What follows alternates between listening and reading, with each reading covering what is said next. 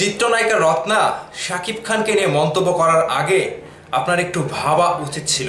যেই শাকিব খানকে আপনি খোঁচা দিলেন, যেই শাকিব খানকে বললেন শাকিব খান সহ শিল্পীদের খোঁজ নেয় না, কোথায় গেল সব আপনার কথা?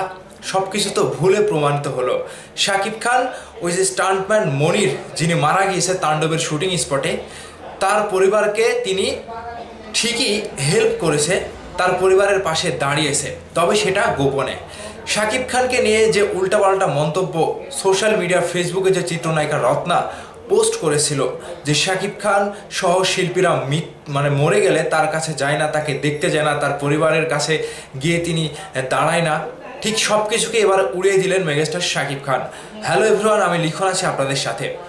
শাকিব খানকে নিয়ে সকলের জলাঞ্জলি, শাকিব খানকে নিয়ে সকলের মাথা ব্যথা, শাকিব খানকে খোঁচা দিয়ে কথা বলতে হবে ইন্ডাস্ট্রির সকলের একটা পেশা হয়ে গেছে।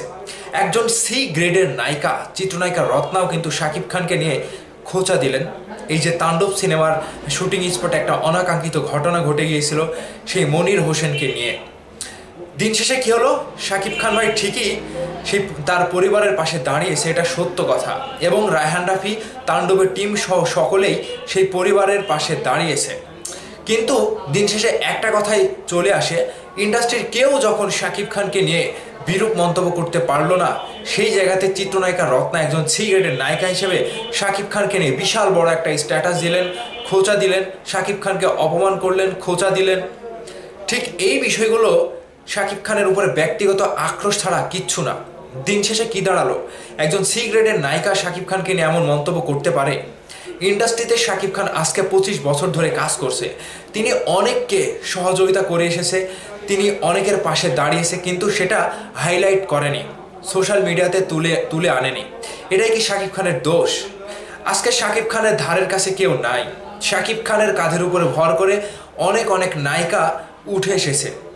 যিনি শাকিব খান, সেই শাকিব খান কখনো অহংকার দেখায়নি, কিন্তু একজন চলচ্চিত্রের নায়িকা হিসেবে, চলচ্চিত্রের যে একজন ধারক এবং বাহক, অভিভাবক হিসেবে তিনি অনেকের পাশে দাঁড়ানোর পরেও তিনি ব্যক্তিগতভাবে তিনি সামনে না আনলেও শাকিব খানকে নিয়ে বরাবরই শাকিব খান একজন বটগাছ হয়ে অনেকেরই ক্ষতির সম্মুখীন হয়ে গিয়েছে, সেটা ব্যক্তিগত জায়গা থেকে। শাকিব খান আসার জন্য অনেকেই চলচ্চিত্রের জায়গা পায়নি, দিন শেষে সকলে চলে গিয়েছে। আর নায়িকাদের কথা কি বলবো, অনেক নায়িকারা শাকিব খানের কাঁধের উপরে ভর করে এখন ইন্ডাস্ট্রিতে করে খাচ্ছে। এটাই কি শাকিব খানের দোষ?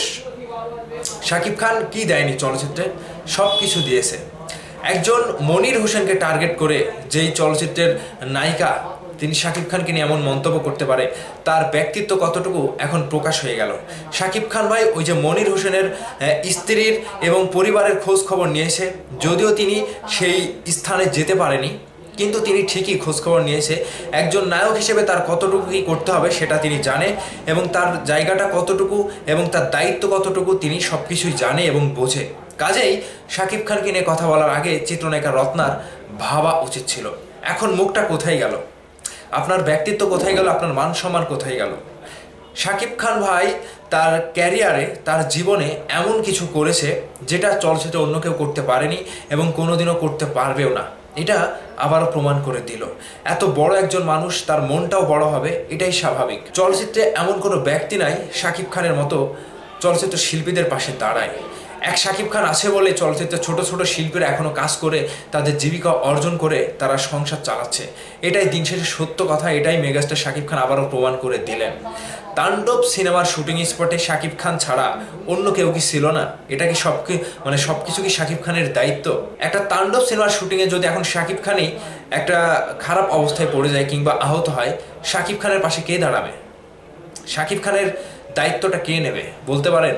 কিন্তু না, শাকিব খান ঠিকই তার সহশিল্পী, তার ছোটোখাটো স্টান্টম্যান, ছোটোখাটো সহযোগীরা যারা থাকে, দিন শেষে সকলের পাশে দাঁড়ায়, এটা প্রমাণ হয়ে গেল আবারও।